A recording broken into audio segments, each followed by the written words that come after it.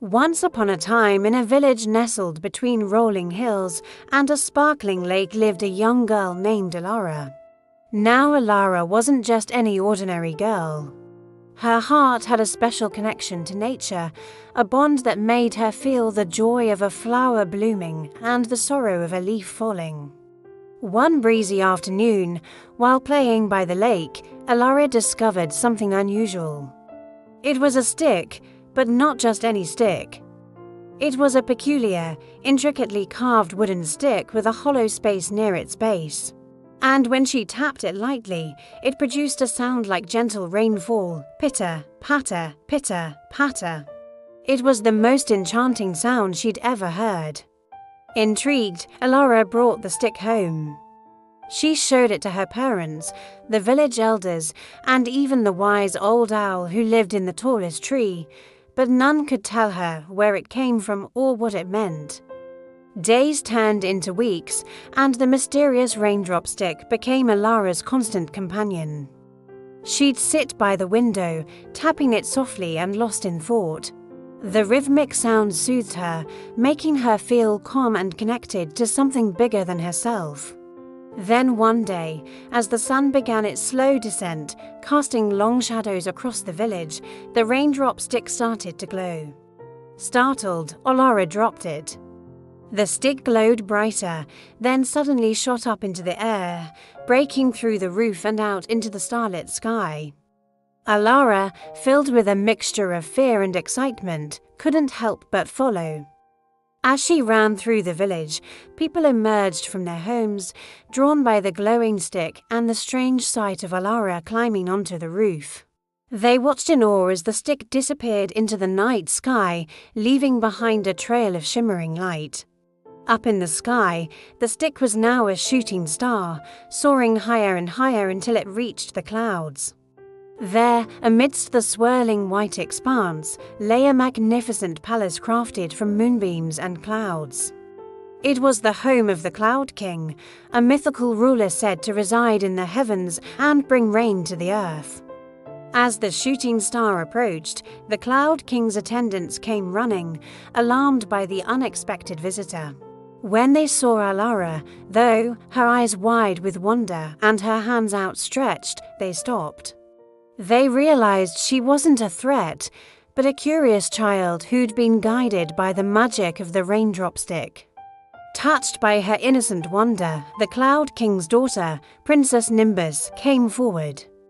With a gentle smile, she invited Alara into the palace, promising to show her the wonders that awaited. Inside, the palace shimmered with an ethereal light.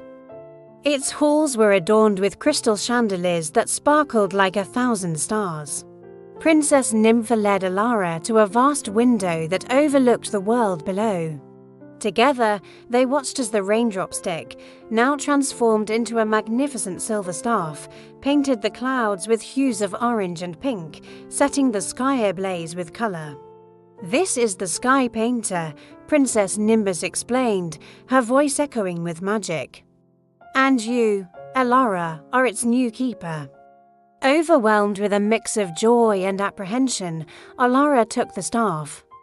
Its weight felt like 1,000 whispers, each telling tales of rain and storms and rainbows. Nimbus explained that the Sky Painter was more than just a tool. It was a messenger of balance, ensuring the world below received the right amount of sunshine and rain to thrive. The Cloud King believed Alara, with her deep love for nature, was the perfect one to carry on this important task.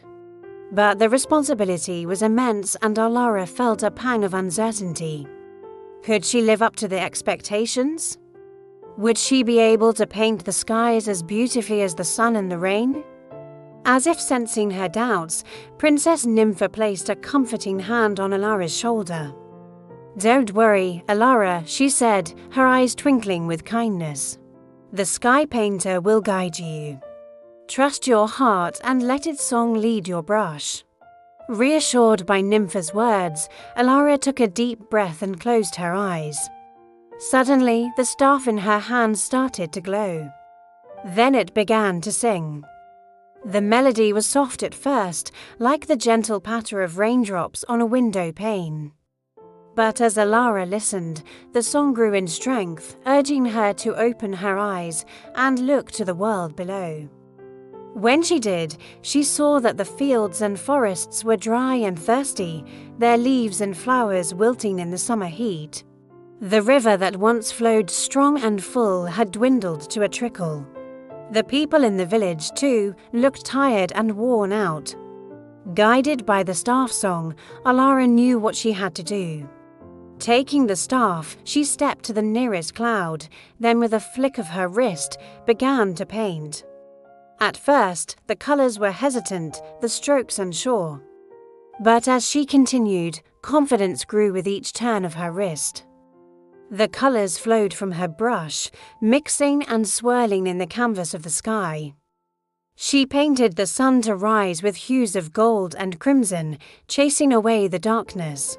Then as the day wore on, she softened the light, tinting the clouds with cool purples and soothing blues, welcoming the coming night.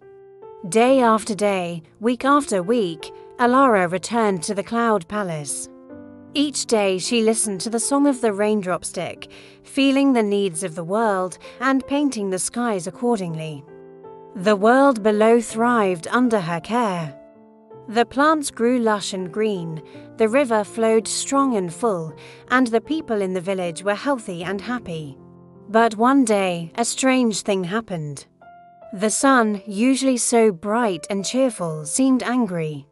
Its rays were harsh and unforgiving.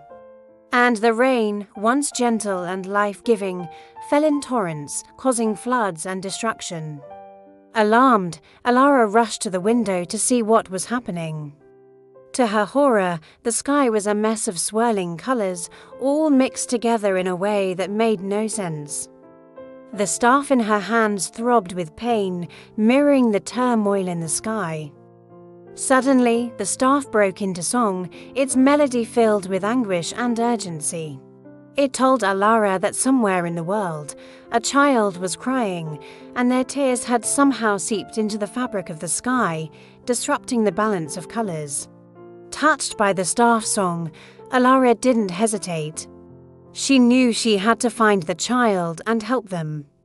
But how could she find a single tear in the vastness of the sky?